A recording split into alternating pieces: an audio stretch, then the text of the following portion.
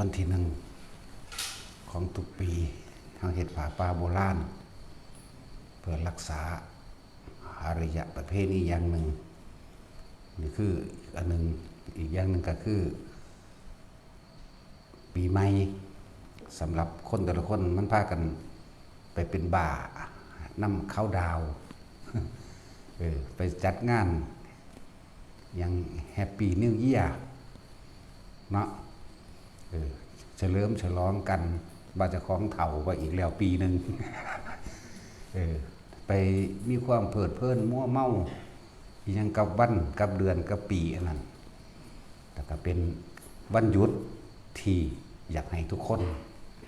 รู้จักหยุดทำบาปมั่งเรามาทำบุญมั่งนั่นบ่ล่ะเจตนาคือว่าอยากให้คนนี่หยุดทำบาปให้เขามาทำบุญมั่งแล้วก็ให้มันเห็นความจริงในหลายๆอย่าง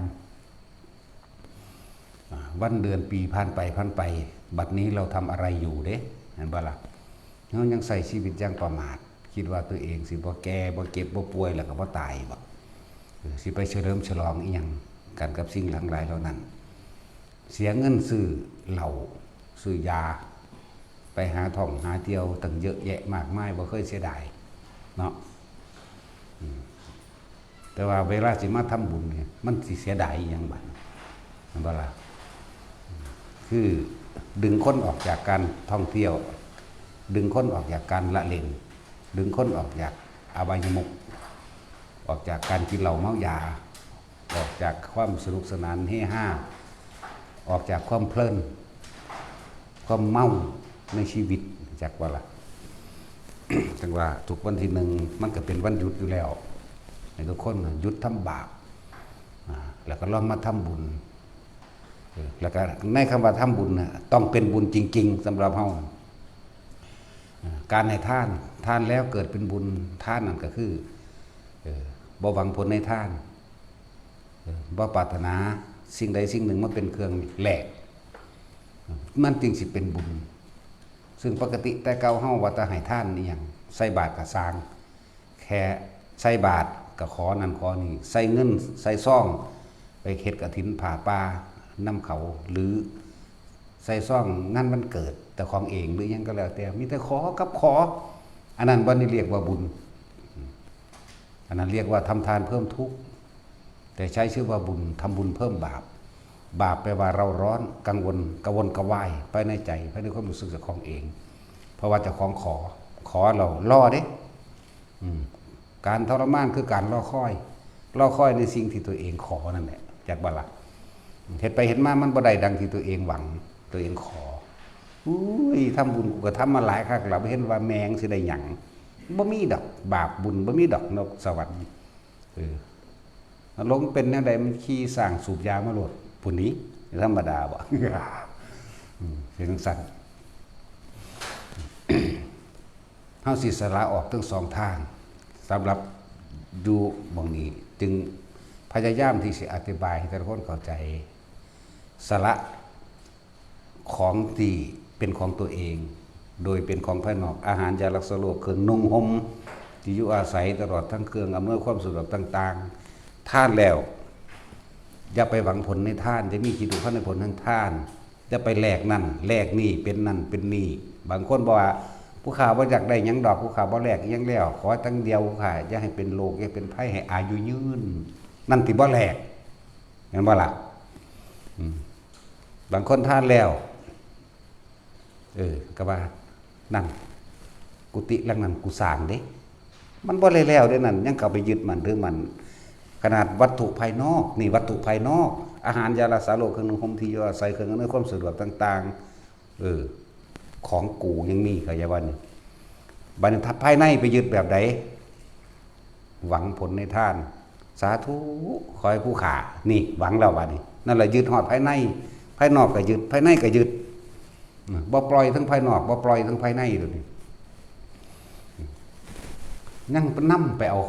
ของที่จะของหายไปอยู่ใช่ป่ะล่ะยังขอนั่นขอนี่ศาสตร์นั่นศาสตร์นี่ไปไหลไปเลยมันได้ยินอยู่เรื่อยๆอยู่ดอกคอยพบเมืองแก้วค อให้แคล้วบ่วงมารขอให้พบพระศรีอานในอนาคตการโน่นว่าสันโอ้ยไปเป็นหมาให้กูนะแม่ไปพบพระศรีอานกันเลยเป็นหมาเป็นให้ไปเป็นปวกเป็นสีกระปอมเป็นแง่เป็นปูเป็นปลายเขากินคือเก่าหั่นแหละคือยังว่าล่ะนี่คือความบรู้บัดนี้รู้แล้วสละภายนอกแล้วต้องสละภายในออกด้วยเข้าใจบ่นี่สละภายนอกก็คือนี่แหละอาหารยาสลบเครื่องนุ่งที่อยู่อาศัยเครื่องอำนวยความสะดวกต่างๆเครื่องใส่ของในครัวตู้เย็นพัดลมผ้าอันนอกเหนือจากผ้าไตรเป็นผ้าห่มเป็นผ้าขนหนูเป็นหมวกหรืออีหยังกระช่างเข้าใจว่าล่ะเป็นรถเป็นหลายๆอย่างนั่นแหละสละแล้วสละเลยขาดเลยอย่าไปเป็นเจ้าของมันแต่เฮาสละของภายนอกออกได้แล้วบัดนี้ให้เห็นคำว่าสละของภายในพร้อมยังจะไปห่วงอย่าไปยึดกับมันต่อไปก็เพราะว่าพวกเจ้าบ่สละภายในต่างหากอีกอันหนึ่งเข้าใจว่าดิภายในคือไปหวังนั่นเองหวังว่าเกิดชาติหน้ากูสิเป็นคนรวยเกิดชาติหน้ากูสิมีรูปร่างหน้าตาสวยงามเกิดชาติหน้าสิได้มาเป็นผัวเป็นเมียกันอีกเป็นลูกเป็นเต้าเล่าหลานกันอีกเป็นพ่อเป็นแม่กันอีกสิได้มาเป็นนั่นเป็นนี่มียศถาบรรดาศักดิ์และตำแหน่งกันอีกเกิดเป็นยังกะสร้างทุกทั้งนั้นอยากบ่ล่ะนี่แหละเพราะว่าเฮาบ่รู้เฮาก็เลยอีกอย่างนึงกะคือว่านั่นแหละผู้ภิกษุนักบวชหนึ่งบ่ศึกษาขันธธุระบ่สมบูรณ์บ่ศึกษาพระธรรมบ่ศึกษาพระวินัยเฮ็ดจังไดมันสิค่อยเข้าใจวิปัสสนาธุระคือการทำความจริงให้เกิดขึ้นกับตนเองรู้แจ้งเห็นจริงตามความจริงโดยอาศัยภาคปฏิบัติแม่นบ่ล่ะบัดนี้มีแต่เลยสั่งสอนกันไปทางว่านั่งอันนั้นพระศิวลีสมัยแต่เก่าก่อนเพิ่นท่านนั่นเด้เพิ่นเลยรวยผู้ใดอยากรวยท่านหลายๆเด้อมันสิเว้าไปซ้ำนี้เด้บัดนี้เลยกูเลยเอาไปมามีหอดบอกขอน้ำพระศิวลีบัดนี้เนาะศิวลีจะมหาเทโรละบัดนี้สวดเท่านั้นเท่านี้สิเพิ่นสิโดนบันดาลให้รวยโอ้ยจังซั่นแหละนอกเจตนายอกเจตนาที่พระพุทธเจ้าสั่งสอนพวกเฮาเลยเพราะว่าเฮาไปฟังคำคนอื่นเฮาบ่ได้ฟังคำพระพุทธเจ้าเฮาบ่ได้ฟังหมู่เพิ่นปฏิบัติจักว่าล่ะเฮาบ่ไปฟังเพราะว่าเฮาหยังหน้ามืดตามัวมีแต่อยากได้กับอยากรวยเป็นบ่ล่ะชีวิตเลยคุกคลีอยู่กับการแสวงหาบางใดคิดว่าสิดลบันดาลได้แล่นไปบ่ดลบันดาลจักคนนั่นบ่ซั่นพญานาคก็สิดลบันดาลได้กกไม้ก็สิดลบันดาลไปอันนี้ต้นคูนเด้อต้นย่อเด้อวานเศรษฐีเด้เนาะแล้วก็เอาไปป้องกันผีกันสางนั่งไม่เทวดาผีสางหรือผีเปรตสัตว์นรกในตัวเองกันบ่กันเนาะความโลภในตัวเองกันบ่กันความอยากในตัวเองกันบ่กันนั่นแล้วสั้นแล้วเลยถือเสี่ยมสอนกันมากไปในทางให้ขอให้หวังให้ปรารถนาแล้วก็ให้ขอพระผู้เลิศด้วยหลักคือพระศรีวลีเนาะสั้นแล้วณชาริติศรีวลีจะมหาเทรังว่าไปวันเอาแล้ววันนี้สวดโลดสวดจนแขวออกมันก็บ่ได้ยังดอกไผสิสวดตอนใดก็ดีนะแล้วทุกคนผ่านการทั้ง4มาหมดนั่นแหละทุกคนอยู่ได้นี่แหละผ่านการสวดผ่านการขอมาบ่แห้งเนาะนั่นแหละบ่ได้มีแต่เฮ็ดเอาเองเบิดนี่จังจริงอันนี้ของจริงอยากได้หยังเฮ็ดเอานี่จริงแท้อันนี้นั่นแหละฉะนั้นถึงว่าบัดนี้ในป่าป่าโบราณของเฮาเองนี่ทุกคนฟังให้เข้าใจแต่ทุกคนต้องตัดอะไรจากความเป็นเจ้าของเจ้าสิถวายผ้าก็สร้างถวายอย่างอื่นก็ตามอย่าไปหวังเอียงกับมันปล่อยเลยแต่เป็นประโยชน์แล้วกับผู้อยู่นี่เห็นบ่ซั่นเป็นประโยชน์แล้วกับทั้งหมู่ภิกษุสงฆ์นี่ทั้งสัตว์อื่นๆพร้อมคนที่ว่าเข้ามาปฏิบัติพร้อมเป็นประโยชน์แล้วได้แล้วความเป็นมิตรได้แล้วความเมตตาได้แล้วบุญคือเกิดความสงบร่มเย็นในตัวเองต่อมากับภายในบัดนี้สละออกไป บ่ไปหวังผลในทานบ่มีจิตอุพันธ์ในผลแห่งทานอีกแล้วสละความเห็นแก่ตัวโดยภายในของเจ้าของออกแล้วเข้าใจบ่นี่สละนอกและสละในเบิดขาดจากความมีเยื่อใยกับสิ่งที่ของท่านออกไปมันก็บ่ร้อนมันกังวลมันก็เป็นบุญจริงๆของตัวบัดนี่มันเป็นบุญจริงๆแล้วก็อย่างหนึ่งก็คือให้สละภายนอกให้กับคนที่มีชีวิตอยู่หมู่ภิกษุสงฆ์ตลอดคนทั้งหลายที่มานี่สละภายในเหมือนกับทำความกตัญญูหรือสละผลทานบุญกุศลกรรมดีที่เฮาก็บ่เอาเข้าใจบ่นี่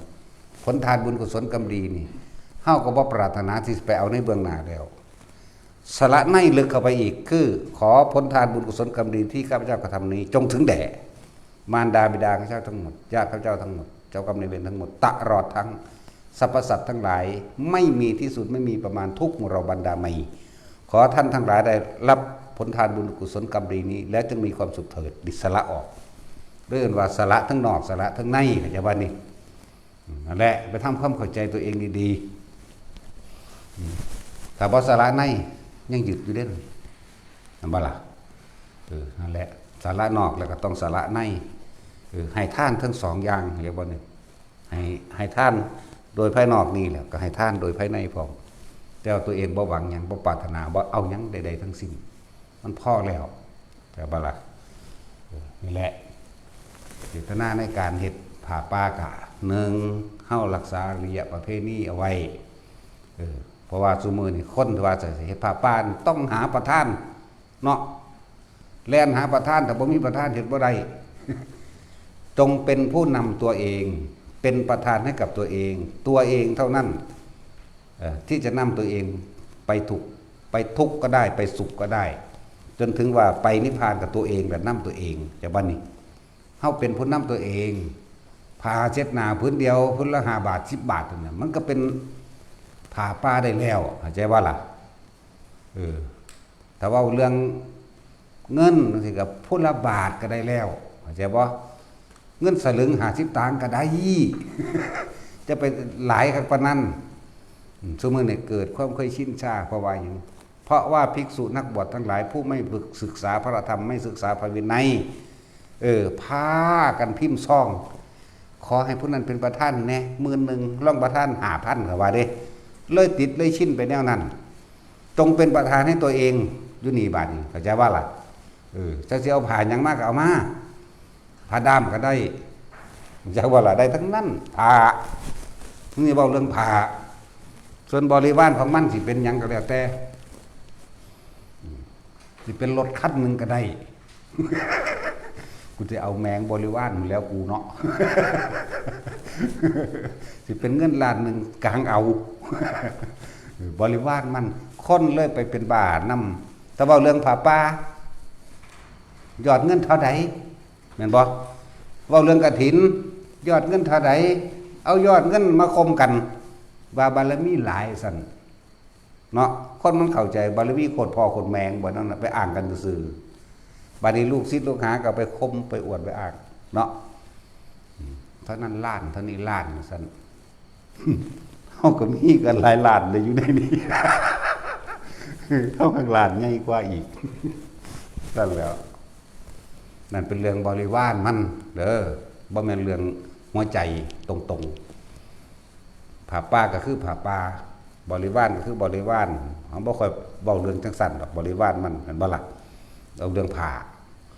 กฐินก็คือกฐินก็เว้าเรื่องผ้าอีกเด้บ่ได้เว้าเรื่องเงินเด้ผ้ากฐินหรือผ้าป่ามื้อนี่เว้าเรื่องผ้าบ่ได้เว้าเรื่องเงินนะถ้ามีก็เอา ท่องก็เอาบ่เอาแต่เงินเด้เพชรก็เอา เอาเบิดนั่นแหละนั่นบริวารมันเป็นเครื่องมันแลกเป็นปัจจัย4มันแลกออกมาแล้วหรือว่าเป็นเงินเอาไปซื้ออาหารก็ได้เห็นบ่ยารักษาโรคไปหาหมอมื้อนี้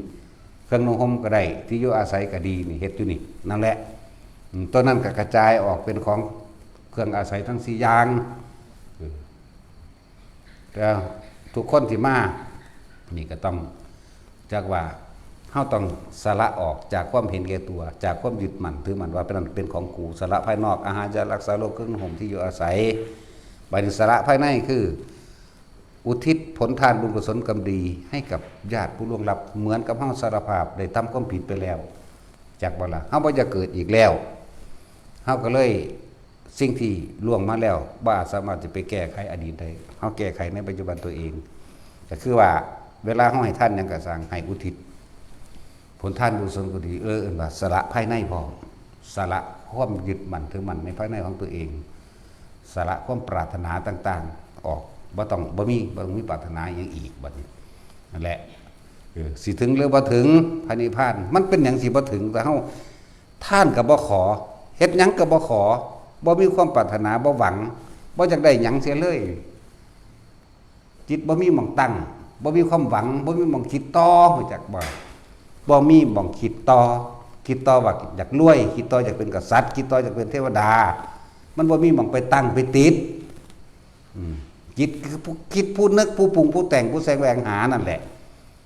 นั่นแหละบัดเฮาหยุดความคิดไว้กูรู้แล้วชีวิตที่ผ่านมามีแต่ทุกข์กับทุกข์เท่านั้นนั่นบัดนี้แม้นเกิดไปอีกเป็นหยังก็ทุกข์คือเก่าเศรษฐีมันก็ป่วยคือกันตัวมันก็ปวดแขวคือกันแหละเขาเฮากินข้าวมันก็อิ่มเท่ากันนี่แหละมันบ่กินหลายปานนั้นดอกนั่นแหละให้เห็นทุกข์ต่อไปในภายภาคหน้าแม่นผู้ใดสิปรารถนาได้หยังก็สร้างมันว่าเป็นหยังก็สร้างทุกข์คือเก่าให้เฮาไปเห็นตัวนี้เจตนาของพระพุทธเจ้าเฮาเพิ่นบ่ได้สอนให้เฮาไปเป็นเศรษฐีไปเป็นคนรวยไปเป็นกษัตริย์เด้เพิ่นบ่ได้สอนให้เฮาไปเป็นแนวหมู่นี้นิพพานอย่างเดียวสอนให้เฮาพ้นออกจากทุกข์คือความหวังที่พวกเฮาหวังอยากได้นั่นอยากเป็นนี่ต่างหากให้พ้นออกจากการเกิดเป็นทุกข์ความแก่เป็นทุกข์ความเจ็บไข้ไม่สบายเป็นทุกข์สิ่งใดไม่ได้ดังใจสิ่งนั้นย่อมเป็นทุกข์ความตายเป็นทุกข์เข้าใจบ่นี่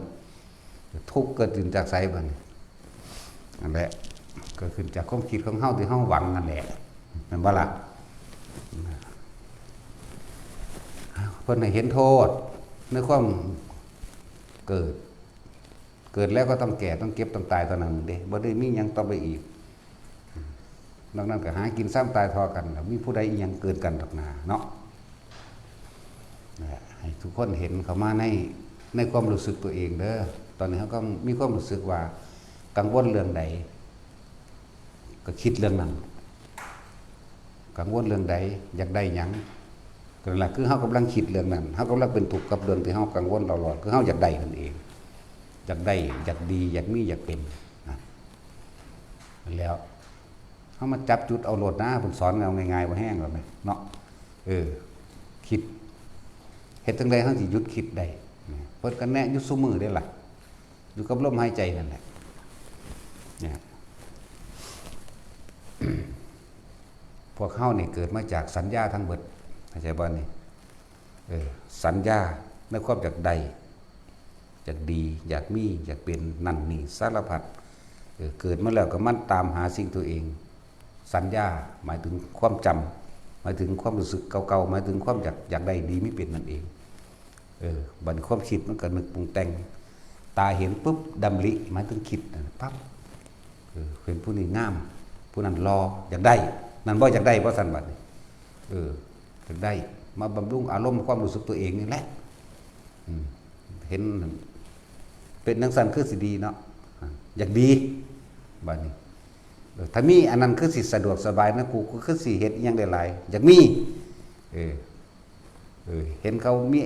ธรรมดาศักดิ์หรืออำนาจอยากเป็นนั่นแหละสัญญาเก่าๆเฮาทั้งเบิดเลยเฮ็ดจังได๋เฮาสิละสัญญาใด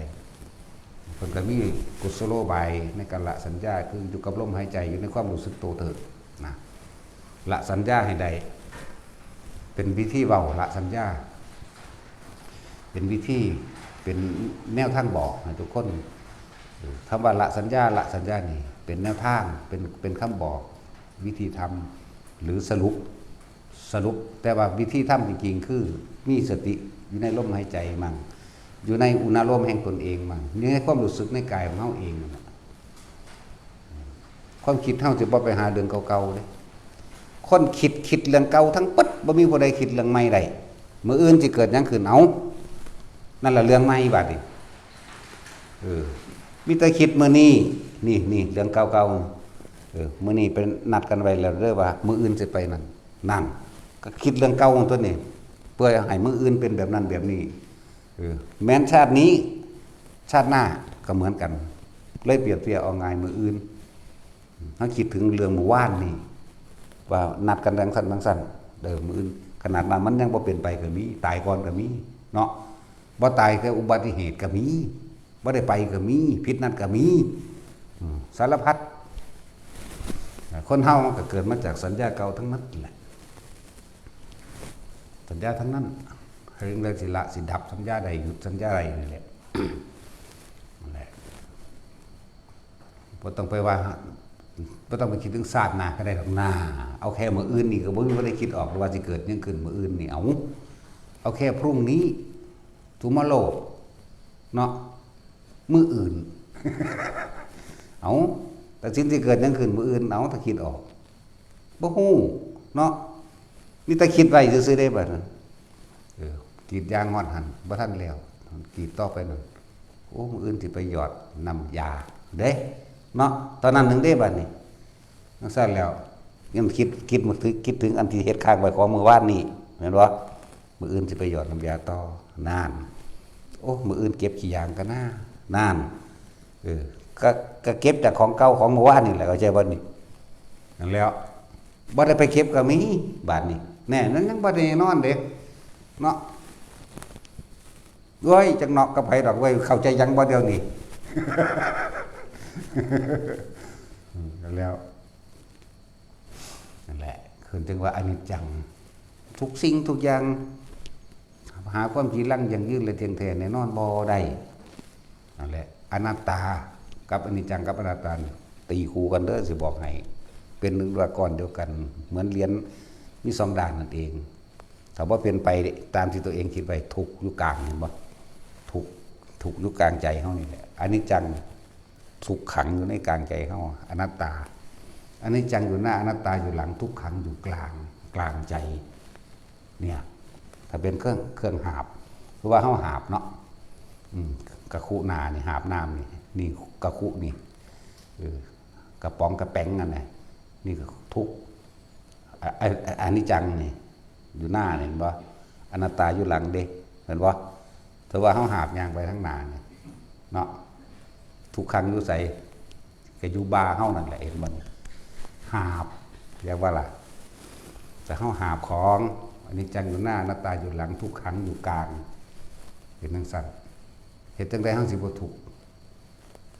เฮาก็ต้องเฮ็ดปัจจุบันให้ทำเกิดความรู้สึกตัวคำว่ารู้สึกตัวนี่สิรู้เฮาต้องสร้างกรรมฐานมาอันนึงในจุดใดจุดหนึ่งเองจากบ่นี้หมายถึงว่าฐานที่ตั้งแห่งการกระทำให้เกิดความรู้สึก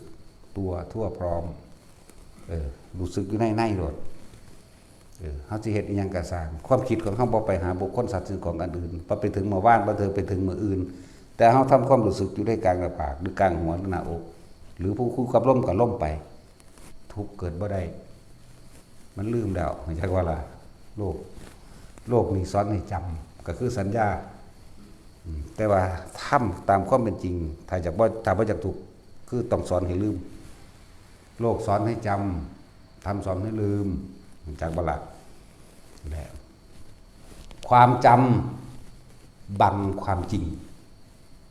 ความจริงคือหยังเกิดแล้วต้องแก่ต้องกินต้องตายเนาะแต่ความจำนี่อยากได้นั่นอยากเป็นนี่แม่นบ่ล่ะจะเอานั่นเอานี่ความจำจึงบังความจริงสั้นก็ความจริงคือบ่เที่ยงแท้แน่นอนคือบ่จีรังยั่งยืนมีเกิดกับมีดับแต่ความจำนี่กูยังสิบืนกูต้องรวยแต่ในระหว่างสิไปหารวยนี่ตายก็มีป่วยก็มีพิการก็มีเนาะสั่นแล้วอะไรจึงบอกว่าพุทธเจ้าเฮาบ่ได้สอนให้ไปเป็นเทวดาเด้สอนให้พ้นออกจากทุกข์จากการเวียนว่ายตายเกิดเพราะความอยากได้อยากดีอยากมีอยากเป็นสอนให้ออกจากความเกิดเด้บ่ได้ให้ไปเกิดเป็นเทวดาเข้าใจว่าล่ะนั่นแหละบ่ได้ไปเกิดเป็นนั่นเป็นนี่เด้นะฮะสอนให้พ้นไปเลยนั่นแหละ เครื่องทดสอบของเฮาก็เลยเวลาทำบุญทำทานนั้นนี่ไปเนี่ยก็เลยตกข้างตามนั้นตามนี้เพราะว่าเจ้าของถิ่มความหวังบ่เบิดเข้าใจว่าล่ะยังมีความจำเล็กๆน้อยๆอยู่ถิ่มสัญญาบ่เบิดหรือยังอะไรอันใดอันหนึ่งนั่นแหละสัญญาเข้าใจว่าล่ะยังอะไรอันใดอันหนึ่งเลยตกข้างเป็นเทวดามั่งเป็นนั่นเป็นนี่มั่งจริงๆเพิ่นบ่ได้สอนให้เป็นแนวโมนี้คนที่บ่ฟังธรรมคนที่บ่ฝึกหัดปฏิบัติตนเองบ่ต้องห่วงอบายภูมิล้วนๆเนาะอบายภูมิล้วนๆนักสุดกันนรกอยู่แล้วรองลงมากับเปรตรองลงมากับเดรัจฉานนี่บ่ล่ะจังซั่นตัวอยู่ระหว่างทำกลางคือมนุษย์ตอนนี้มนุษย์นี่ทำได้ทุกอย่างนั่นแล้วคติหามีหยังสัตว์นรกเปรตเดรัจฉานมนุษย์เทวดานี่คติหานั่นแหละมันก็เวียนอยู่นี่แต่ว่าเฮาได้เป็นคนดีแล้วมนุษย์ดีแล้วนี่พากันสร้างสร้างสมสิ่งที่มันเฮ็ดให้เกิดความสงบตัวเองเพื่อเอิ้นว่าสร้างบุญสร้างบารมีสร้างบุญสร้างกุศลบุญอันเกิดจากการให้ทานต้องไม่หวังผลในทานไม่มีจิตผูกพันในผลแห่งทานสละออกแล้วทั้งภายนอกอาหารยารักษาโรคเครื่องนุ่งที่อยู่อาศัยตลอดทั้งเครื่องอำนวยความสะดวกต่างๆให้แด่หมู่เหล่าภิกษุสงฆ์สามเณรทั้งหลายตลอดทั้งผู้หรือคนต่างๆหรือสัตว์เดรัจฉานกระชั่งอาจจะว่านี่ตลอดทั้งมนุษย์และอมนุษย์ก็ว่าไปปฏิสละแล้วซึ่งภายในไม่ปรารถนาเห็นว่านี่ไม่ปรารถนาผลแห่งทานในอย่างต่างๆสละผลบุญที่ตะของเฮ็ดไว้อุทิศให้แด่บรรพชนทั้งหลายหรือสรรพสัตว์ทั้งหลายเข้าใจบ่นี่นั่นแหละสละภายนอกนี่เฮาเห็นกันอยู่นี่ของเฮาทานมาเฮาบ่ได้หวังหยังเขาสิใส่รู้ใส่ก็สร้างแล้วไปแต่ว่าบัดนี้คือเห็นเพิ่นกินให้จังซี่ดีใจพ่อเข้าใจว่าล่ะหลังจากแต่ว่าสิ่งที่เฮาบ่เห็นแต่ว่าเฮาอุทิศไปให้แด่มารดาบิดาหรือญาติหรือเจ้ากรรมนายเวรตาเฮาบ่เห็นแต่ว่าบางครั้งเฮาอาจจะมีความรู้สึกขนลุกขนพองสยองก้าวน้ำตาไหลก็มีจุกกึกนั่นแหละคือเขาก็ได้รับแล้วคือกันเพราะว่าการทานของเฮาเนี่ยบ่มีตัณหามาพาเข้าใจบ่มีความอยากมาพาบ่มีสัญญาแห่งตัณหาบ่มีสัญญาแห่งความอยากมาพาบ่อยากได้ดีมีเป็นใดทั้งสิ้นจากวันนี้นั่นแหละเฮาสิรู้สึกได้โดยตัวเฮาเองอย่างสั้นถ้าว่างจิตเป็นกลางเป็นเฮาสิรับได้เองดอกบางที่แค่เพิ่นยะถาซื่อๆก็ให้ขึ้นมาก็มีเด้แต่ว่าความรู้สึกเรานี่บางคนมันบ่เคยเป็นอยากอายคนกลมหน้าหมู่อดเอาปล่อยมันโลด มันเต็มที่มันโลดมันบ่เคยได้บุญอยากว่าใจนั้นบ่เคยเป็นบุญใจนั้นบ่เคยสงบก็ปล่อยมันสงบมันให้ขึ้นมาโลดมันขนลุกจังซี่บัดนี้แต่คนลุกอุ๊บผีบ่ว่าอีกแล้วบัดนี้โอ้ยพวกสะสมแต่แนวหลายๆเนาะแม่นอีหลีเด้คนเฮานี่สะสมแต่แนวหลายๆแนวดีๆบ่ค่อยมีบ่ค่อยเอาเนาะ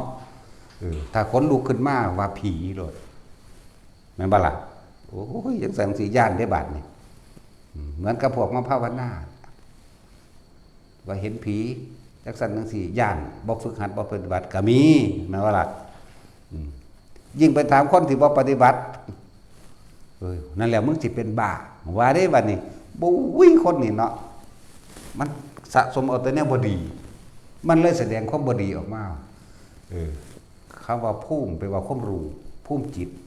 คนที่สั่งสมความรู้อันใดไว้สะสมอันใดไว้มันสิแสดงอันนั้นออกมาได้สะสมแต่แนวบ่ดีสะสมเรื่องผีคนจันผีก็สะสมเรื่องผีคนฉีดตัวนี้ที่เหนียวก็สะสมเรื่องฉีดตัวนี้ที่เหนียวท่านเตือนก็เว้าให้เฮาตัวคือตะกี้เฮาเฮ็ดแต่น้ำบัดน้ำบ้าเฮาเฮ็ดนั่นเฮ็ดนี่มาตลอดจึงได้บุญหลายว่ามันคือบ่ขายหน้าไปเห็นยาคู่ซั่นจังซั่นแล้วเฮาสิตอบว่าจังได๋โอ้ยก็บ่แม่นคนเบิดปัญญาปานนั้นเฮาก็เว้าซั่นคนไปจักหยังก็เว้าไปตามมันบ่จักนะเอาเบิ่งเด้อถ้าภาษานรกมึงเห็นกูเห็นเลยว่านะเฮาก็บ่ได้วางซั่นลูกเจ้าติดยาติดคุกเจ้าเป็นจังไดมีความสุขดีบ่หอเบิ่นๆบ่ศูนย์แล้วได้บาดนี่ นั่นแหละนรกมันหรอกยังดีได้เฮาชี้แนะให้อยู่แต่เฮาบ่ชี้แนะให้เตะปากเลยโลดเด้ยังดีอยู่ที่เฮายังชี้แนะให้นะโอ้ยถ้าโง่หลายก็เฮ็ดซะถ้าเบิดปัญญาปานนั้นเฮาก็ว่าเป็นซั่นแหละยังดีอยู่ยังพยายามอยากให้ทุกคนเข้าใจแต่ของเฮ็ดแต่ของเป็นผู้สบายใจเองไม่ยากนะผู้อื่นเฮ็ดหยังบัดนี้เนาะแม่นบ่แต่ของบ่เฮ็ดแต่ของก็อึ้งเองก็เป็นจักเรื่องของเจ้าของนะเนาะอันแหละจังว่าพวกเขาให้เข้าใจท่านหยังก็สร้างพวกเจ้าจะไปหวังพวกเจ้าจะไปขอเพิ่นเพราะว่าพวกเจ้าไปขอมาตั้งแต่ศาสตร์ที่แล้วหลังจากวันนี้มีแต่ให้พบยังพบเมื่อแก้วบวงม่านจังเพิ่งได้บวงม่านก็เลยบวงตะแกงล่ะเนาะตัดสินยังว่าให้แต่ละคนเข้าใจปีใหม่จะฆ่าไปเป็นบ้าแฮปปี้นิวเยียร์นิวเยอร์อย่างเนาะวันขึ้นลวงไปมันบ่ลวงไปซื่อๆแต่วันขึ้นได้มันเห็นคนตายก็ได้ได้สิบอกให้เนาะคนตายในเทศกาลปีใหม่ก็บ่อื่นบ่อยากเด้เห็นว่าล่ะมันสิแฮปปี้หาแมงบ่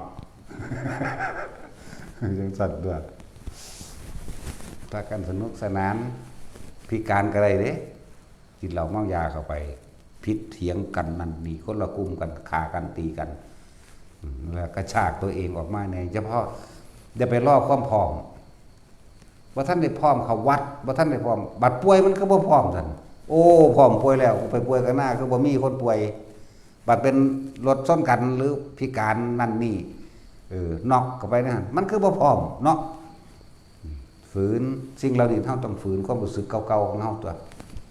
ฝืนสัญญาฝืนอารมณ์ความรู้สึกเก่าๆเฮาต้องฝืนมาเด้มื้อนั้นก่อนมื้อนี้ก่อนบัดตายก่อนมันคือบ่นั่นแน่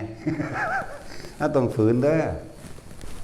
ต้องฝืนตัวเองนี่เรียกว่าฝืนสัญญาอารมณ์เก่าๆความรู้สึกเก่าๆฝืนความขี้ตัวนี้ที่เหนียวฝืนความอยากได้อยากดีอยากมีอยากเป็นฝืนทุกอย่างมันต้องฝืนต้องคัดใจมันแน่ฝืนมันแน่จะตามใจมันหลาย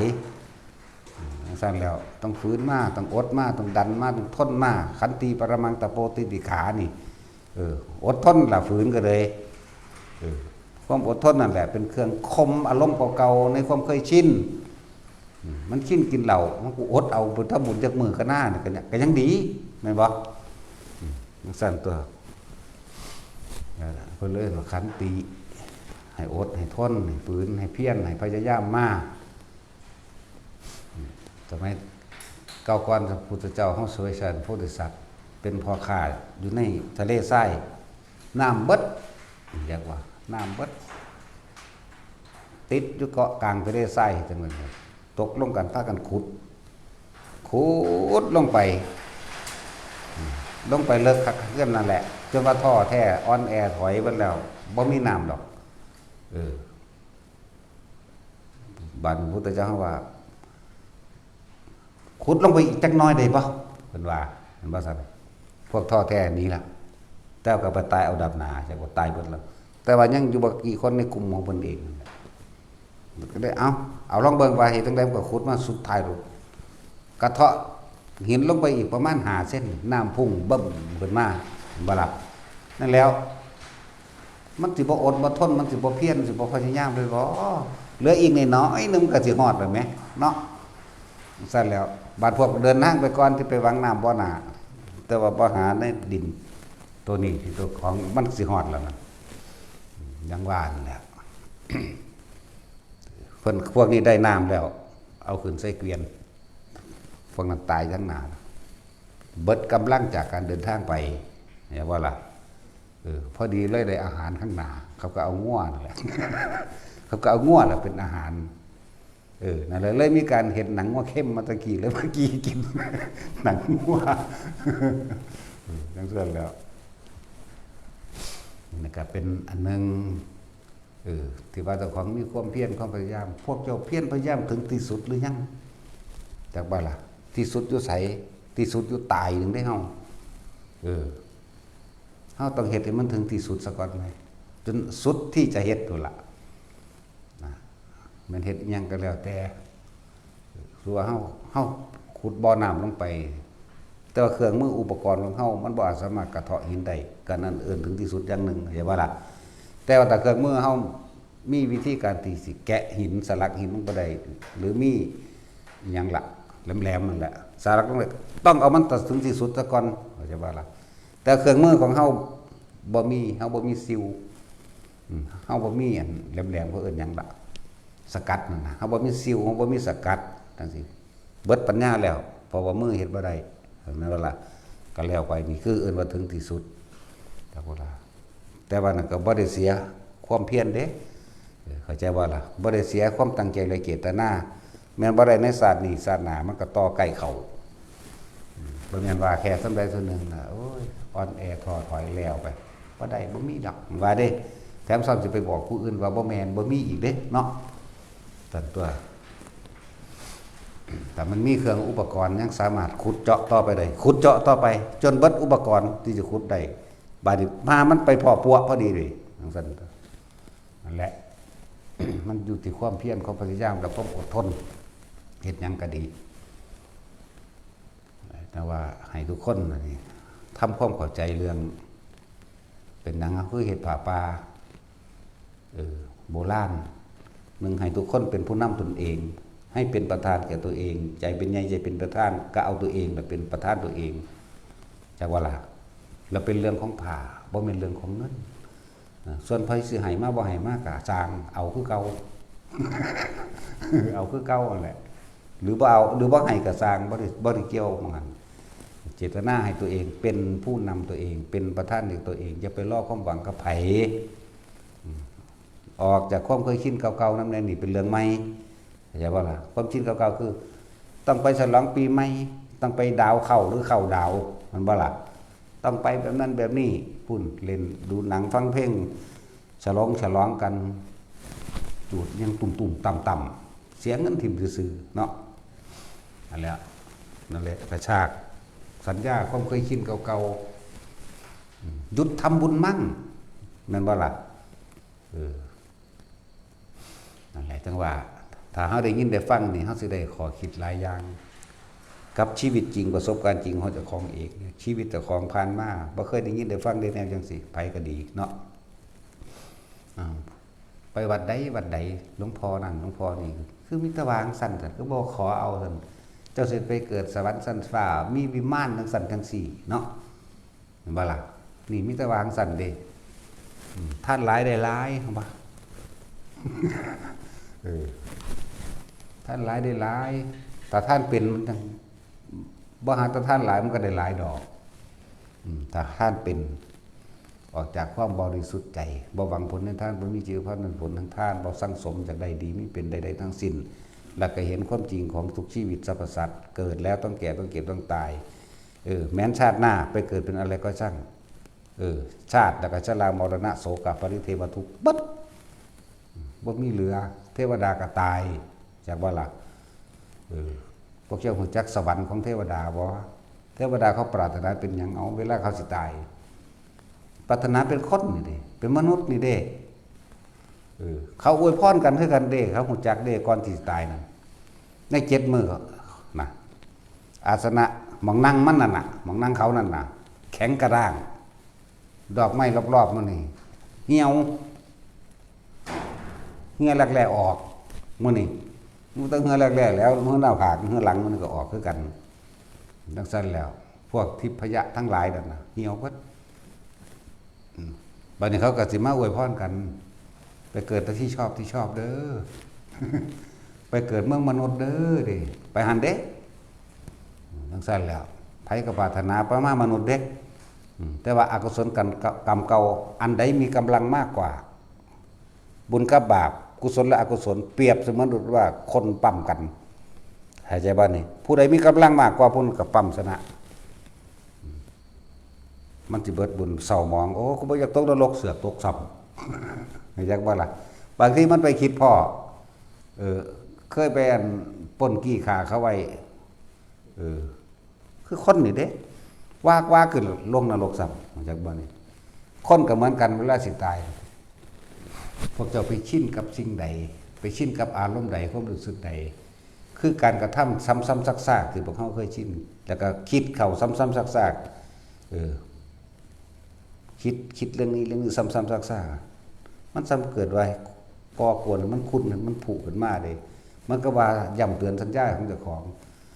คนที่เคยไปหาตั้งขาสัตว์จังสิมันก็สิคิดแต่เรื่องขาสัตว์นั่นแหละปัจจุบันตายก็ไปตกนรกซ้ำได้นะจากว่าล่ะเบียนสัตว์คนที่เคยทำบุญบ่นี่ก็คิดแต่เรื่องทำบุญก็ไปสวรรค์จากว่าล่ะนั่นแหละมันก็เหมือนกับตีสัญญากวนสัญญาจากว่านี่ตีให้มันผุขึ้นเฮาสร้างคนผู้ใดผู้หนึ่งมันบ่เฮาบ่จักอยู่ใกล้เขาเด้พวกเจ้าฮู้ว่าพวกเจ้าคือนั่งอยู่กับมันอยู่กับผู้เฮาสร้างนั่นแหละอยู่แบบไรเอาความคิดความจำพวกเจ้าเองแหมกูสร้างมึงเด้นี่รูปหน้าอีนั่นขึ้นมาบักนั่นขึ้นมาโลดเนาะจิตสร้างจิตกับสัญญาจิตมโนนึกภาพปรุงแต่งวิญญาณเกิดความรู้สึกไม่พอใจมโนก็จับภาพนึกภาพอันที่อีเฮาสร้างบักเฮาสร้างอะไรจักบ่ล่ะหรือหมาตัวเฮาสร้างนั่นก็ได้จักบ่ล่ะอยู่หั่นหัวใจวายเสียบพันตายซ้ำไปนรกนั่นแล้วมันบ่แม่นว่าเฮาสร้างผู้ใดเฮาผลักไสออกหรือคิดจากนี้จากเขาที่ไหนใดมันอยู่น้ำเขาด้วยอะไรว่าล่ะแล้วหลายคนอาจจะบ่เข้าใจอยู่คนเราฝากอเมริกาแล้วว่าดิอยู่น้ำกันนั่นแหละเพราะว่าแต่ของไปคิดถึงมันเองแต่ของไปตีไปกวนไปเหตุให้มันคุ้นคนขึ้นมาย่านแต่มันลืมแม่นบ่รีเพลย์ใส่เบิดเด้จากบัดนี้กลับมาเล่นใหม่รีเพลย์รีคือกลับเพลย์คือเล่นพุ่นน่ะบอกฝรั่งก็เป็นเด้ตัดสิน รีเพย์กลับมาเล่นใหม่ย่านมันลืมบัดโตที่มันตอกย้ำอารมณ์บ่พอใจนั่นแหละอารมณ์จังซั่นตายในตอนนั้นไปนรกเลยเด้อะไรเพิ่นจึงพยายามให้พวกเฮาอดีตเป็นสิ่งที่ล่วงมาแล้วอยากว่าอนาคตก็ยังมาไม่ถึงบ่ควรคำนึงถึงอดีตและอนาคตทั้งหลายควรทำความรู้สึกรู้ตัวในปัจจุบันนี่ทั้งหากแนวเพิ่นสอนเฮานะให้พวกเฮาอยู่กับลมมั่งอยู่กับความรู้สึกในกายตัวเองรู้สึกตัวทั่วพร้อมด้วยลมหายใจเป็นฐานที่ตั้งแห่งความรู้สึกตัวกับอุณหโลมก็ได้รู้สึกตัวกับนิ่มนวลกลางหน้าผากรู้สึกตัวกับนวลกลางทำกลางอกเฮาก็ได้ได้บ่ล่ะนั่นแหละเรื่องพุทธเจ้าเขาสอนเน้นลงไปนี่แค่อยู่ในแค่ชาติทั้ง4นี่เด้ทำความรู้สึกตัวอยู่กับความรู้สึกในที่แค่4นี่เด้ปฐมฌานวิตกวิจารปิติสุขเอกตาทุติยฌานปิติสุขเอกตาตติยฌานสุขเอกตาจตุตฌานนี่เป็นผู้ละวิตกวิจารละสุขละทุกข์อย่างใดแล้วเป็นผู้มีสติรู้อยู่กับความว่างเท่านี้นึงเด้แต่ว่าตัว4ของบ่นิยมปานใดให้มันเป็นเอาเองเพียงแค่ปฐมฌานก็สามารถรู้เท่าทันความคิดเจ้าของได้แล้วหรือทุติยฌานก็สามารถได้ทั้งนั้นจากว่าล่ะคำว่าทุติยฌานก็คือทรงฌานโดยการทำความรู้สึกตัวอยู่ณจุดใดจุดหนึ่งเรียกว่าฐานที่ตั้งแห่งความรู้สึกตัวหรือฐานที่ตั้งแห่งจิตพวกเฮาบ่เข้าใจถ้าบอกจิตยังแปลตัวเองบ่ออกความรู้สึกเข้าใจบ้านนี้คำว่าความรู้สึกบัดเวลาพวกเจ้าสร้างเขาน่ะความรู้สึกพวกเจ้าอยู่น้ำเขาเลยเอิ้นว่าบ่รู้สึกตัวเองสร้างผู้นั้นสร้างผู้นี้สร้างหมาสร้างงัวสร้างควายเกลียดโกรธความรู้สึกของเรานั่นไปอยู่กับเขาคนนั้นปรุงแต่งอยู่กับเขาคนนั้นพอใจเด้กับความรู้สึกไปพอใจอยู่กับเขาคนนั้นกับสัตว์นั้นสิ่งของนั้นพอใจหรือไม่พอใจนี่เหตุจังใดเฮาสิเกิดความรู้สึกในตัวเองได้ความอุเบกขาเหตุจังใดสิเกิดได้นี่แหละเฮาบ่เคยคิดถึงตัวเองเพิ่นก็เลยเอาล่มนี่ละล่อ างคนก็ทำความรู้สึกอยู่กับลมหายใจเข้าออกนี่เป็นฐานที่ตั้งแห่งจิตก็ว่าเป็นสมาธิแปลว่าจิตตั้งมั่นตั้งตรงนี้ตั้งตรงลมนี่เนี่ยมันละสุขละทุกข์แล้วมันเพราะว่ามันละแบบไหนมันละเพราะว่าบ่คิดถึงบุคคลสัตว์สิ่งของอันเป็นอดีตอนาคตก็เกิดบ่ได้นี่ไม่ฟังสำนึกว่าเข้าใจก็ไปตายซะเด้อไผก็เลยเด้อปานนี้แล้วเนาะไปตายซะถ้าอยู่โดนหลายมันสิบาปหลายผูกคอตายก็ได้แต่อยู่หลายมันสิเฮ็ดบาปกันอันอื่นหนักโพดบ่คิดถึงผู้ใดผู้หนึ่งบุคคลสัตว์สิ่งของดินฟ้าอากาศฝนตกน้ำห้อนยังก็แล้วแต่นี่สมาธิจิตตั้งมั่นหรืออยู่ในฐานแห่งที่ตั้งแห่งจิตลมหายใจเข้าออกนี่มันละเอาเองโดยมันละเพราะว่ามันบ่คิดถึงเข้าใจว่าอารมณ์เกิดบ่ได้นั่นแหละจิตตั้งมั่นในสำหรับคนที่ฝึกรู้จักคำว่ารู้สึกตัวได้แล้วโดยฐานที่ตั้งแห่งจิตหรือสมาธิหรือกรรมฐานอยู่ในหน้าผากก็ได้น่วงนี่เหตุงานไปอันไปความคิดเฮาบ่ไปหาผู้นั้นผู้นี้ใช่ป่ะนี่มันก็ละของมันเองอีกแล้วนั่นก็ดีบางคนมันก็เคลื่อนตัวขึ้นมาเบิ่นหัวน่วงบนหัวคือเอามือซ้ายหัวนี่หนุนหน้าบางทีก็คือลมหัวกุดน้อยๆลมหัวกุดน้อยๆเย็นๆบางทีก็ซ่านไปซ่านมาในหัวเฮานั่นแหละก็อยู่กับความรู้สึกนั่นนะบ่ต้องไปคิดแทรกแซงอีหยังกับมันรู้สึกโตอยู่ซื่อๆรู้สึกน่วงๆนิ่มๆอยู่บนหัวบนหน้าผากกลางสมองได้ทั้งนั้นแล้วแต่มันสิเป็นอันนั้นนี่คือที่2ท่านที่2เป็นแบบนี้นางวิมาลาเพิ่นก็อาศัยชำนาญในชาติที่2ตัวเพิ่นจังกลับลงมาชาติที่1วิตกหมายถึงคิดใคร่ควรพิจารณาถึงร่างกายเพิ่นเองแต่ก่อนเราเป็นหนุ่มตอนนี้เราแก่เราเหี่ยวเราย่นเรานั่นเราสุดท้ายเราก็ต้องตายก็ยอมรับว่าต้องตายนางวิมาลาเพิ่นอันมายั่วยวนพระโมคคัลลานะพอแต่เห็นครั้งแรกก็เกิดจิตปฏิพัทธ์เขาใส่กันเลยนะแต่พระโมคคัลลาเป็นอรหันต์แล้วบ่มีจิตปฏิพัทธ์มีแต่รู้ว่าโอ้วิมาลาสมัยการก่อนนั้นเคยเป็นเมียเพิ่นมาก่อนแล้วก็เคยมาแยกกันนี่สมัยที่ยุยงส่งเสริมให้ฆ่าพ่อฆ่าแม่นางวิมาลาพุ่นนี่แต่ว่าศาสตร์สุดท้ายลาก็มาเป็นโสเภณีนี่ล่ะเรียกว่าล่ะโสเภณีบรรลุธรรมนั่นแหละยั่วยวนทุกขบวนการและท่วงท่าแหละเพิ่นก็ใช้เมื่อเพิ่นนิ่งก็สั่งสอนแสดงธรรมแล้วเพิ่นก็เว้าอดีตให้ฟังพร้อมเพิ่นเว้าให้ฟังพร้อมก็เลยเกิดความลึกซึ้งในธรรมหลังจากนั้นมากะถือเอาพระรัตนตรัยเป็นที่พึ่งก่อนแต่ว่ายังขายโตอยู่จากบ่ล่ะเป็นสั่นในน้ำมันเขาเอิ้นหยังหญิงแพทย์สยาหรือหยังนี่แหละอีกในน้ำนึงนะในศาสตร์นึงมาก็เคยบวชเป็นภิกษุณีในพระพุทธเจ้าองค์ใดองค์หนึ่งในพระกัสสปะแต่ว่าโดยความอิจฉาริษยาเขาก็เลยไปสักไปด่าพระอรหันต์ที่เป็นภิกษุณีว่าเอ้ยอีแพทย์สยาเอ้ยกรรมนั้นตกนรกอยู่แล้วจังมาเกิดเป็นอันนี้จังมาเกิดเป็นนางอันนี้พระโมคคัลลามาโปรดเอานะอย่างสั้นจังว่ายกตัวอย่างเพิ่นมาให้ฟังเนี่ยเพราะว่าอย่างเพิ่นที่ทรงฌานของเพิ่นโดยทุติยฌานมีเฉพาะอาการปิติอยู่เรื่อยเพิ่นที่บ่ปล่อยใจอารมณ์ไหลไปกับแขกกับความรู้สึกเวลารับแขกเข้าใจว่านี่เพิ่นที่ทรงเพิ่นจิตมันตั้งมั่นมีกำลังได้บัดนี้มื้อนึงแล้วก็ซึ่งลึงถอยลงมาในปฐมในปฐมฌานว่าวิตกหมายถึงการคิดไข้ควรและพิจารณาวิจารหมายถึงประกอบเอาไว้ปีติก็มีอยู่เข้าใจว่านี่ปึ้งลึกซึ้งไปตกลงว่าสรรพสัตว์ทั้งหลายเกิดขึ้นมาแล้วที่จะไม่แก่ไม่เจ็บไม่ตายไม่มีตะกี้บ่หูเมื่อเด้หมายถึงบ่รู้สึกเลยว่าต้องแก่ต้องเก็บต้องตายบ่หูเมื่อบ่คิดถึงมีแต่สิเอารวยอย่างเดียวแต่ว่าอดีตทั้งเพิ่นก็หนักกว่านั้นเด้อดอกกับเพิ่นก็เคยมีผัวมาก่อนจังซี่นะเป็นลูกเศรษฐีแต่ว่าถูกผัวถูกทิ่มเพราะว่าคนบ่เคยเฮ็ดเวียกผัวเขานาย เขาเบื่อเด้เนาะงามกว่าสร้างเด้เขาเบื่อเด้มึงบ่เฮ็ดหยังซอยกู กับเรื่องของกรรมนั่นแหละต่อมาก็เลยผู้ใดอยากนอนน้ำผู้ใดได้เสียเงินให้จังซี่นะอีกน้ำหนึ่งก็ว่านางอัฏฐกาสีอย่างนี้ละโอ้ยหลายฉายาคือตาจินหูหนวกนี่แหละนั่นแหละคือฮิปโปนี่แหละห้างเทือกับเพนกวินห้างเทือกับฮิปโปห้างเทือกับ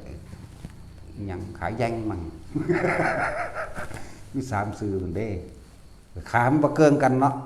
มันว่าตาจินมันจะห่างกันจากเส้นหนึ่งแหละเวลามันอย่างมันจะขึ้นนกเพนกวินไปปีกกันหน้าแขนมันกุยฟักใบไปบัดนี้มันคือฮิปโปเกียตมแล้วมันศูนย์ตาจินนี่ตามิงกิ่งใส่เลือดแหละใส่แล้ว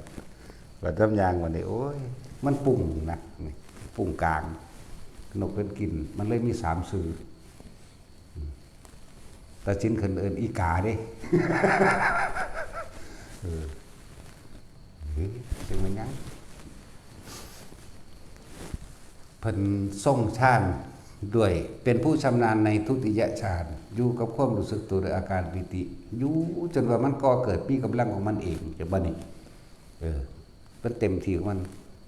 มันกลับมาพิจารณาในขณะที่พิจารณาความรู้สึกอาการปิติยังอยู่ในกายวิตกนี่คือพิจารณาเรื่องร่างกายของตัวเองนั่นน่ะบ่ทีร่างอย่างยืนบ่เตียงแท้บ่แน่นอนเดี๋ยวก็เก็บกับป่วยมีไข้มีฮ้อนมีหนาวพิจารณาไปพิจารณาไปพิจารณาจนถึงอนิจจังบ่ทีร่างอย่างยืนแล้วพิจารณาร่างกายนี่เป็นภาชนะรองรับความทุกข์ความเจ็บปวดทุกชนิดนี่อนิจจังทุกขังแล้วบ่และสุดท้ายแล้วคำว่าอนัตตานี่เพิ่นพิจารณาแนวนี้แต่ก่อนเฮาหนุ่มต่อมาตอนนี้แต่ก่อนเฮาเป็นเด็กน้อยต่อมาเฮาคือใหญ่มาเฒ่าโอ้นี่เลยเป็นอนิจจังทุกขังและเป็นอนัตตาเพิ่นก็เลยโล่งใจของเพิ่นตรงนั้นเพิ่นก็เลยยอมรับบ่มีข้อขัดแย้งบ่มีข้อขัดขวางใจเพิ่นวะออกเลยนะจากบ่ว่างคลายความยึดมั่นถือมั่นถ้ามันมีกำลังแล้วมันเป็นของมันเด้แนวมื้อนี้เพิ่นอาศัยแค่ทุติยฌานนึงเด้เพิ่นแซ่อยู่ในความรู้สึกตัวของเพิ่นเองเพิ่นแซ่อยู่ในบางที่ก็นิ่มน่วงบนหัวนี่หน้าผากนี่กลางสมองบ้างหน้าอกบ้างมันก็เที่ยวขึ้นเที่ยวลงของมันอยู่พอสั่นมันก็แซ่อยู่สั่นเมื่อถึงเวลามันสิพิจารณามันก็พิจารณาเลยปั๊บลงมานี่ถอยลงมาเด้การพิจารณาต้องมีวิตกคือพิจารณาวิปัสสนากับพิจารณาอันเดียวกันนั่นแหละจะไปคิดยากเด้อทำความรู้แจ้งเห็นจริงตามความจริงก็คือพิจารณาให้เกิดความเข้าใจอย่างท่องแท้อย่างละเอียดคำว่าวิปัสสนานะอย่าไปงงกับศัพท์นั่นมันเป็นภาษาต่างประเทศภาษาบาลีพิจารณานั่นแหละพิจารณาซ้ำแล้วซ้ำอีกเอาแปลว่าจนเกิดโล่งใจแน่นอนร่างกายนี่ตาผีเป็นเด็กน้อยเนี่ยผ่านความเจ็บปวดป่วยหิวห้อนหนาวกินข้าวกินน้ำใหญ่มาแบบนี้นั่นแล้วก็รับทุกข์แล้วก็รับโลกทุกข์แบบใดทุกข์เพราะร้อนทุกข์เพราะหนาวทุกข์เพราะหิวบ่ล่ะทุกข์เพราะถือของมีคมบาดมั่งทุกข์เพราะเป็นฝีเป็นหนองมั่งร่างกายนี่เป็นรังของโลกนี่ไหลไป แม่บ่ท่านได้ถึงตรงตายว่าตะกี้เป็นเด็กน้อยบ้านนี้ก็มาอายุก็มีมากขึ้นมาแล้วนี่อนัตตาเลยเห็นว่าอนิจจังทุกขังอนัตตามาเลยสุดท้ายแล้วก็ต้องตายยิ่งอนัตตาเข้าไปอีกว่านี้บ่มีหยังจีรังยังยืนที่เฮาสิคนเข้าไปถือเอาได้เลยว่าอยากบ่นบึ้มบั่มนะระเบิดสั้นซะนี่คือเรื่องของนางอันนี้นั่นแหละจึงบอกว่าทุกคนเฮ็ดไปเถอะเหมาะสมกับทุกอาชีพการงานที่ทุกคนทำงานอยู่เฮาบ่ทันได้สามารถที่สิตัดสินใจทิ่มบ้านทิ่มผัวทิ่มเมียทิ่มลูกทิ่มทรัพย์สมบัติใดก็ให้ทุกคน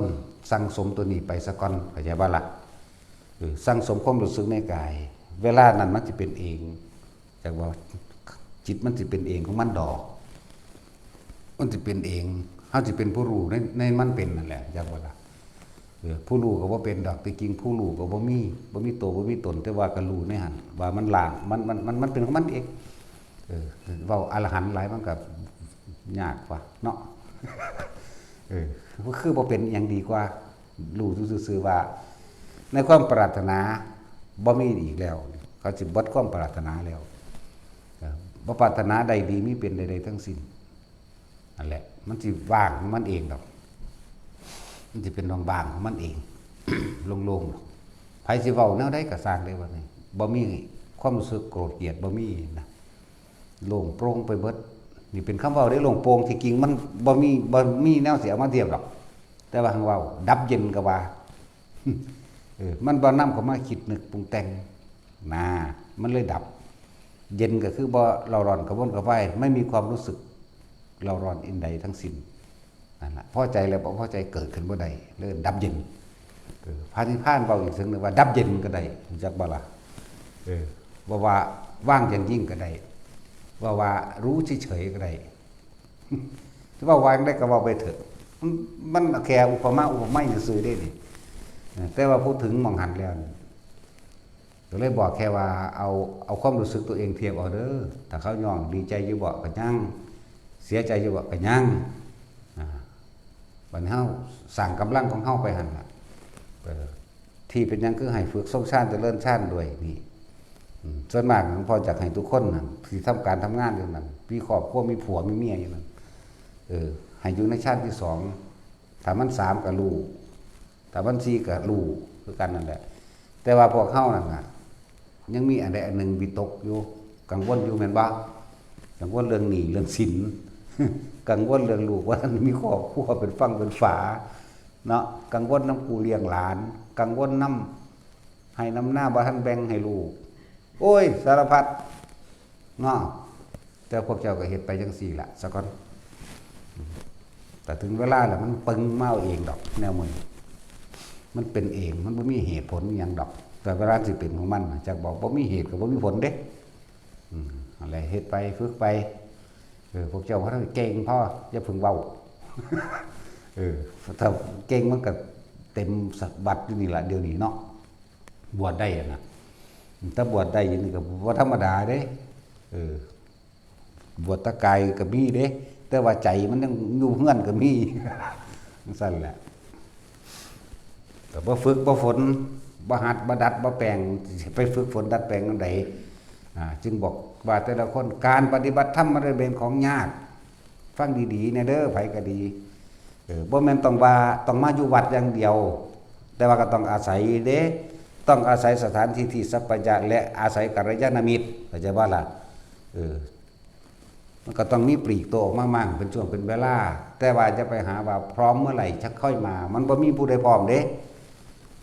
ฉีกตัวเองออกมาลองเบิ่งสักก่อนจักช่วงจักเวลาจัก3 มื้อ4 มื้ออาทิตย์นึงมาฝึกที่สอนอยู่นี่เพิ่นทรงฌาน2เพิ่นทรงฌาน1มันเป็นจังได2เป็นจังได3เป็นจังไดมาฝึกได้แล้วคนเฮามันมีปมด้อยหรือวิตกในใจเจ้าของต้องกลับคืนไปแก้ทางบ้านก็จังไปแต่ว่าล่ะฝึกเอาซะก่อนเมื่อฝึกได้แล้วการปฏิบัติธรรมคือการทำสมาธินั่นเองจังว่าล่ะการทำสมาธิการทำให้จิตตั้งมั่นการทำให้มีวิหารธรรมอันเป็นเครื่องอยู่การสร้างกรรมฐานอย่างนี้สิบ่ได้แม่นว่าเฮาสิมาอยู่ตวัดหรือเฮาต้องบวชอย่างก็แล้วแต่ให้ไปฝึกเอาให้มีฐานที่อยู่แห่งจิตเจ้าของให้อยู่กับความรู้สึกในตนเองให้มันเป็นบัดทำงานกับปฏิบัติธรรมใดกรรมฐานใดทำงานไปหันไปนี่อันนั้นนี่ก็เฮ็ดได้เพราะทุกคนบัดสุดท้ายแล้วพวกเจ้าสิบ่มีที่พึ่งเดี๋ยวพวกเจ้าสิไปพึ่งลูกหลานคำว่ารู้จักเวลาสิตายวะลูกหลานก็ซอยให้พวกเจ้าบ่ตายบ่ได้เด้ตายคือเก่าเงินทองมีมากมายมหาศาลเพียงใดก็ช่างตายคือเก่า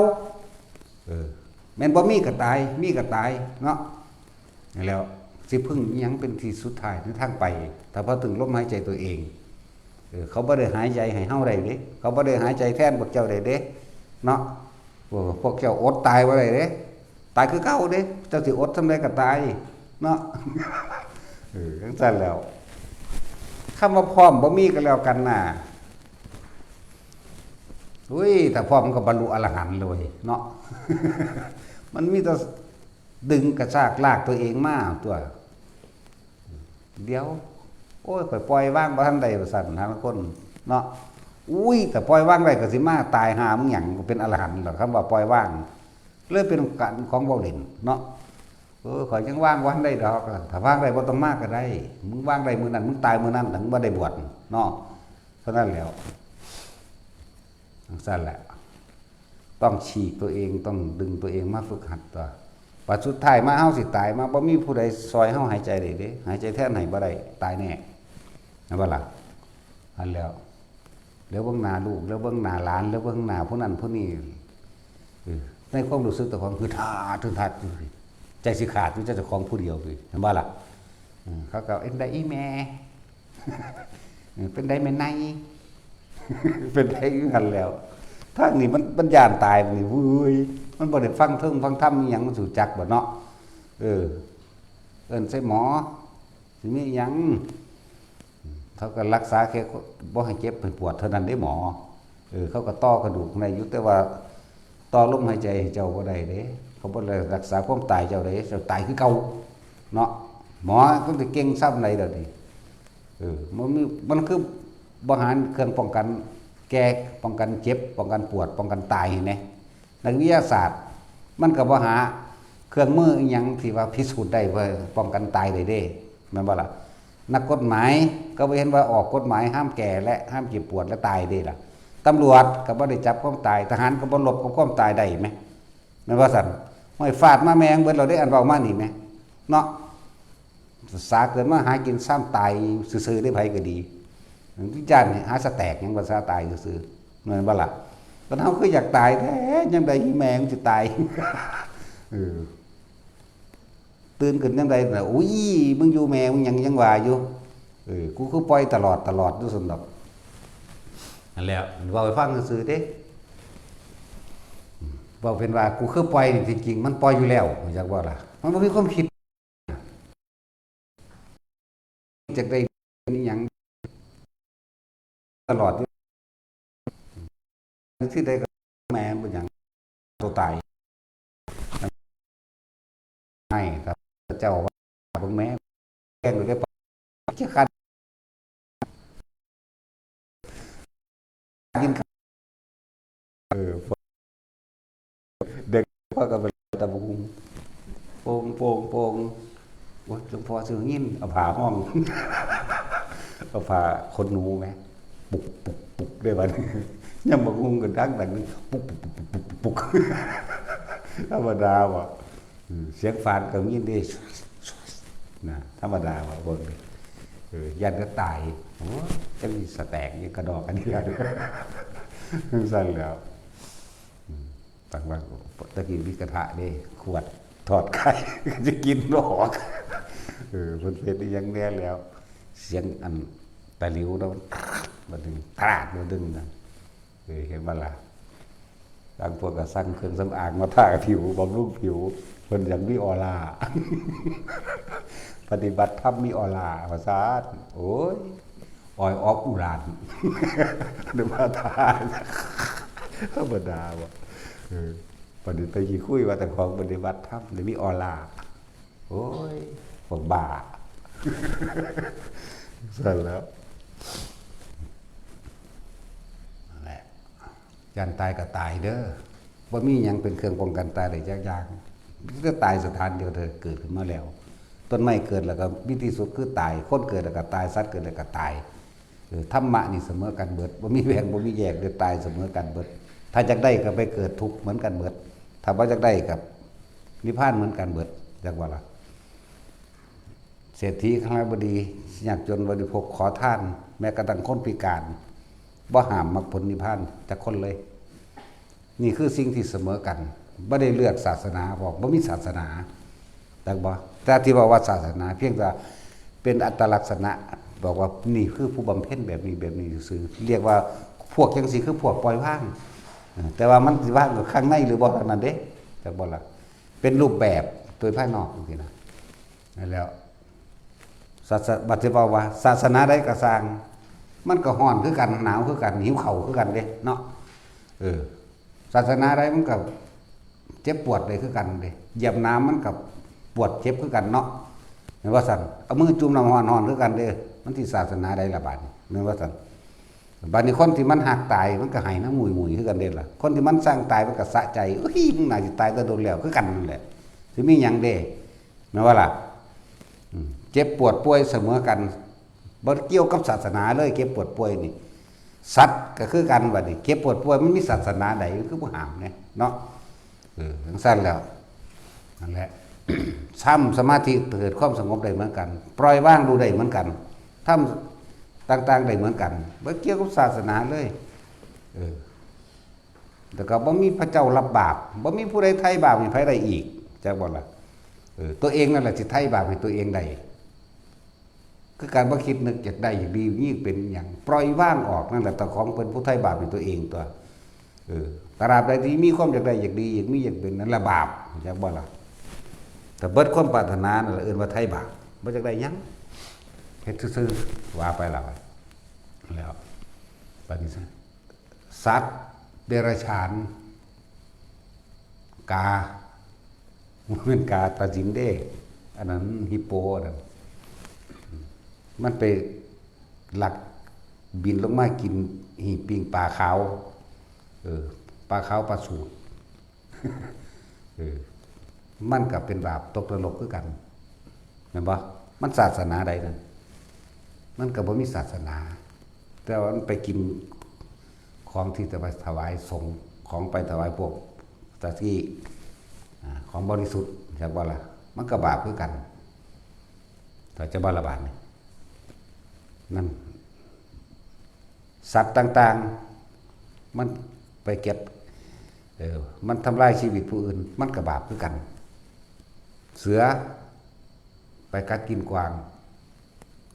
มันบาปบ่บาปคือกันเด้คนไปฆ่าคนกับบาปคือกันเห็นบ่ล่ะเรื่องสั้นเด้ล่ะนี่เกี่ยวกับศาสนาบ่ธรรมะเด้นี่เป็นของจริงธรรมะอันนี้บัดนี้สัตว์เดรัจฉานไปสวรรค์เลยบ่ข้างข้าวฟังพระทำบัตรสวดมนต์ซุมื้อมื้อนึงเกิดความเพลิน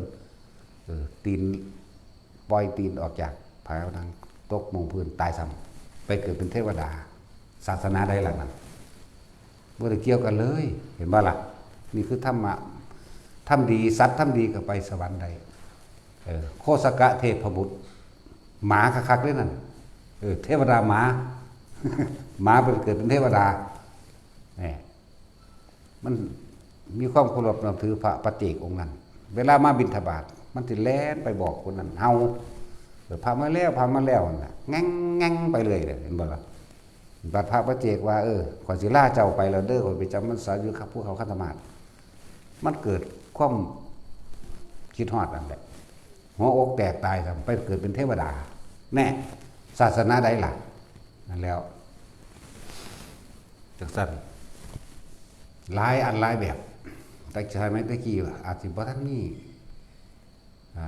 คือพระพุทธเจ้าบ่เกิดเอาบางที่ก็พวกบำเพ็ญตาบะขาวฤาษีชีไพพระพุทธเจ้าเฮาไว้ชาติเป็นไก่กระโดดลงท่าเนื้อท่าหนังตัวเองให้อันกินไปเกิดเป็นเทวดาจังซั่นแล้วเกี่ยวกันกับศาสนาบ่ล่ะแล้วหลายอันหลายอย่างอยู่เด้เฮาเป็นคนแท้ๆมันเรียกว่าหมาบ่วะเนาะศาสนาใดก็ร้อนเหมือนกันหนาวเหมือนกันเก็บไข้ได้ป่วยเหมือนกันนี่คือธรรมเกิดแล้วต้องแก่ต้องเจ็บต้องปวดต้องป่วยสุดท้ายนี่คือธรรมนี่คือความจริงเสมอกันแล้วคนเกิดในท้องคือกันเด้ล่ะเนาะนี่คือธรรมศาสนาอื่นเกิดทั้งหลังบ่เกิดอยู่กะงอนต้องป้องอยู่บ่เกิดท้องคือกันตัวเนาะหรือเกิดอยู่กอไผ่บ่แต่เขาเขียนอันประวัตินางของนางอัมพปาลีว่าเพิ่นเป็นผู้ทำบุญหลายอธิษฐานตัวเองว่าอยากเกิดในท้องของแม่ว่าซั่นอธิษฐานเกิดถึงเงาหมอกม่วงเลยว่าซั่นอันนี้เขาก็บ่ได้เชื่อเด้มันบ่แม่นมันเป็นไปบ่ได้มันฝืนมันผิดธรรมชาติถ้าว่าอันบุญหลายปานนั้นไปเกิดถึงเงาหมอกม่วงแล้วเขาไปเป็นโสเภณีอยู่ซั่นเนาะอันนี้มันเวอร์บ่เป็นของจริงเด้อ จากว่าล่ะเราเป็นคนงามหนีมาจากเมืองอื่นความจริงมันนั่นน่ะไผก็แย่งกันไผก็แย่งกันแล้วเบื่อหน่ายแล้วหนีแล้วมาตกอยู่เมืองอันเวสาลีอันนี้แล้วเลยไปเมื่อยเบิดแห้งอยู่ในเงาหมอกม่วงทั้งนี้ก็แย่งกันอีกไม่ใช่ว่าล่ะพระราชาเลยว่าโอ้ยให้เราเป็นหญิงกับเมืองซะผู้ใดอยากนอนน้ำลาไปเสียเงิน1,000 กหาปณะผู้ใดเก็บค่าอันแม่เล่า อันกษัตริย์นั่นจักบอกนี่จังหากยังเป็นเรื่องจริงก็เลยมอบสวนบักม่วงนั่นแล้วก็สร้างนั่นนี่ให้เล่าเป็นช่องซะนี่จังเป็นเรื่องจริงอยากว่าล่ะนี่จังหากอันนั้นมันบ่เป็นความจริงดอกอธิษฐานตัวเองมาเกิดลักษณะว่าคืออุปาติกะมีเนื้อหนังบ่แมนอุปาติกะต้องเป็นเทวดาเป็นยังไปพูนสิอุบัติขึ้นมาเลยแบบเป็นนรกสัตว์นรกหรือเทวดานี่จังคืออุปาติกะอันว่าอธิษฐานตัวเองถ้าว่าบุญหลายพะนะบุญหลายจังได๋สิมาเป็นโสเภณีแล้วนี่เนาะเป็นไปตามกรรมบ่ได้เกี่ยวกับอันนั้นนี่หรอกนั่นแหละพระเจ้าพิมพิสาร ก็มาได้กันกับเล่าอีกก็ได้ลูกคนหนึ่งอีกมีโสเภณีผู้ที่สองพระเจ้าพิมพิสารก็มาก็ได้ลูกอีกผู้หนึ่งอีกพระเจ้าพิมพิสารมีเป็นโสเภณี3ได้ลูกเบิดเด้โอ้เท่านี่มักไปหาเชี่ยวส่องเนาะนี่แหละมาเกิดเป็นอภัยมาตามั่งลูกนั่งยังละนะอภัยมาตานี่นี่แล้วแต่ว่าเกิดเหตุการณ์อาชาติศัตรูขาพ่อของเองนั่นแหละก็ไปดอกแต่จังหวะนี้คือทำว่าทำดีมันก็ต้องได้ตามเหตุผลที่มันเป็นดีอยู่แล้วเนาะทำเร็วก็ไปตามเร็วไม่ได้เกี่ยวกับสัตว์ไม่ได้เกี่ยวกับคนเด้เลื่อนมาธรรมะบ่แบ่งแยกเกิดแล้วแก่เก็บตายเสมอกันเบิดบ่ได้เกี่ยวกับศาสนาอีกแม่นบ่ล่ะบ่เกี่ยวกับสัตว์อีกสัตว์ก็เกิดแก่เก็บตายเหมือนกันหิวร้อนหนาวเหมือนกันเก็บป่วยด้วยกันเหมือนกันเบิดขาบุคคลที่เฮาหักเฮาก็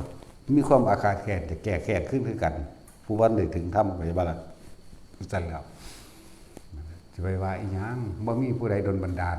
นะบ่มีพระเจ้าบ่มีผู้ใดไถ่บาปให้ไผสัตว์โลกเป็นไปตามกับท่านตัวเองอยากได้หยังเฮ็ดเอาแม่นบ่ล่ะนี่ต่างหากเอาสมาทาน